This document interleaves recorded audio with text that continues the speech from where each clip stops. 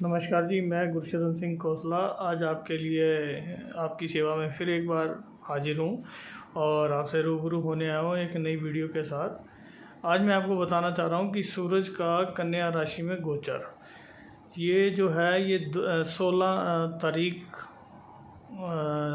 सितंबर से ये आपको 17 अक्टूबर 2022 तक ये रहेगा। और इसमें किन किन राशियों पे क्या क्या ये असर डालेगा ये मैं आपके सामने लेके आया हूँ। हम सबसे पहले हम मेष राशि से शुरू करते हैं कि मेष राशि के ये 6th हाउस में आएगा। तो 6th हाउस में आने से ये आपको प्रतियोगिता में, कंपटीशन में कहीं आपका कोई हुआ है तो उसमें ये आपको सफलता देगा।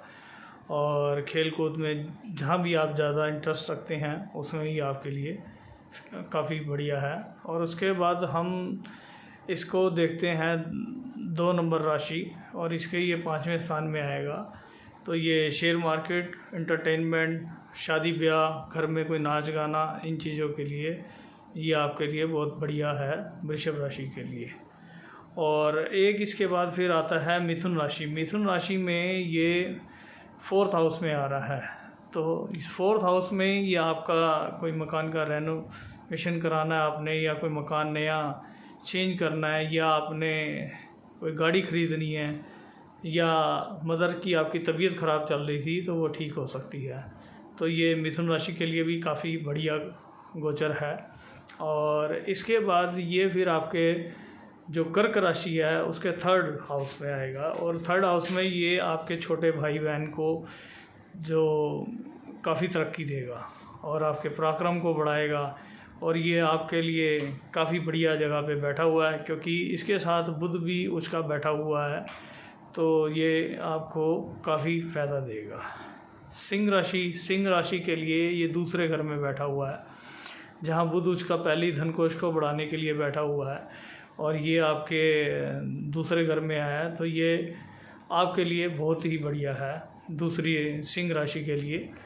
और इसके बाद हम बताते हैं आपको कि ये कन्या राशि, जिसमें लगन में बुध उसका बैठा हुआ है और साथ में ही ये सूरज भी आ जाएगा। तो सूरज दूसरे लगन में आने से थोड़ा सा आपको गर्माइश पैदा करेगा, गुस्सा आ सकता है, लेकिन वैसे ओवरऑल ये आपके लिए ठीक है। और उसके बाद ये तुला राशि के ये 12वें स्थान में आया और 12वें स्थान में ये आपका दूर की यात्रा, खर्चा, या कहीं बैठे थे तो कहीं रिलीजियस उस पर चले गए तो ये खर्चे का ग्रह है।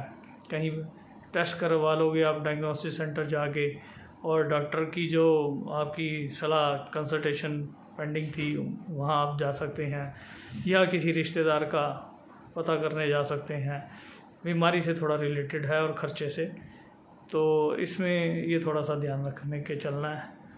और जो वृश्चिक राशि है, वृश्चिक राशि के ये आएगा 11th हाउस पे। तो वृश्चिक राशि के लिए ये बहुत ही बढ़िया है, हर तरीके का लाभ वृश्चिक राशि को होने जा रहा है। और इसमें जो है उसके बाद धनु राशि के ये 10th हाउस में आएगा। धनु राशि के 10th हाउस में ये फादर को फ़ायदा करेगा और आपको कर्मशील बनाएगा। और इसके साथ साथ आपका जो धार्मिक रिलीजियस कामों में करेगा ये। और इसके बाद ये आएगा मकर राशि में। तो मकर राशि के ये भाग्य पे आएगा, तो भाग्य चमकाएगा।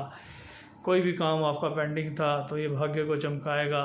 आप अपने घर में कोई पूजा पाठ करा सकते हैं, आप कोई भी रिलीजियस यात्रा पे जा सकते हैं, और आप किसी को यज्ञ करा सकते हैं, और ये आपकी किस्मत को भी बढ़ाएगा और काफ़ी अच्छा ये आपके लिए रहेगा।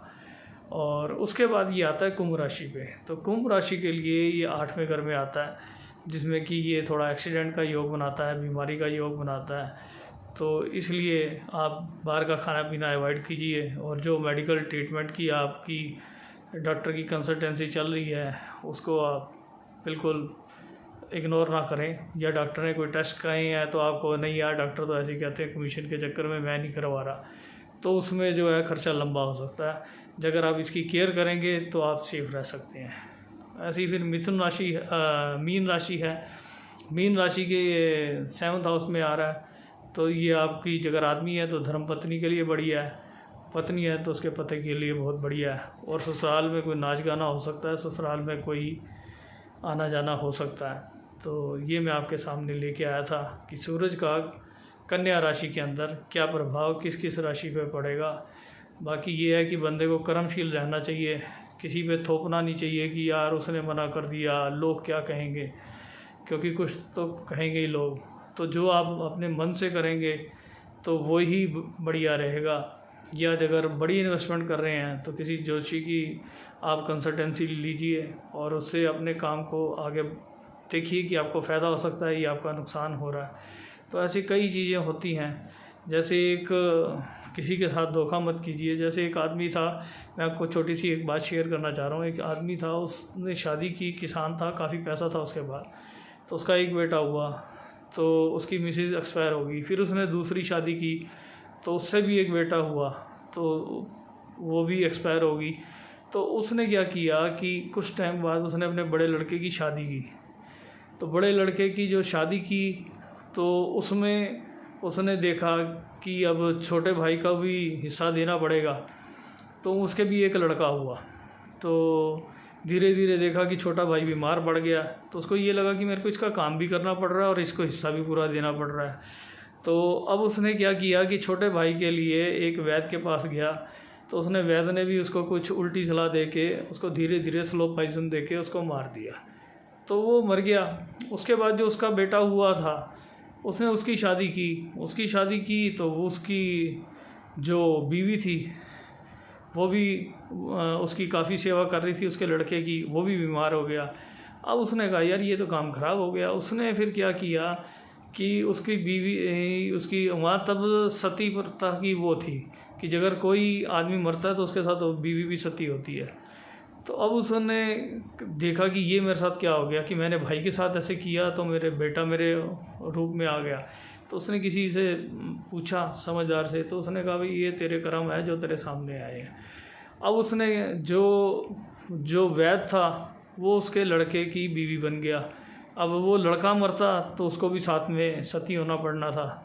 तो ये चीज़ है, किसी का अगर आप हक मारोगे, हो सकता है 10-20 साल आपको कुछ ना हो, लेकिन उसके बाद कहीं ना कहीं जाकर आप किसी का हक मारोगे तो आपको वो भुगतना पड़ेगा। मेरी यही राय है कि आप ना धोखा दें, धोखा खाना अच्छा है बजाय धोखा देने के, क्योंकि जो धोखा दे रहा है वो अपने आप निपटेगा।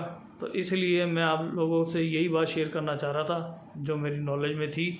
मैं आपका गुरशरण सिंह खोसला, मेरा मोबाइल नंबर है 9810062689 और आप मेरे लाइक एंड शेयर कीजिए।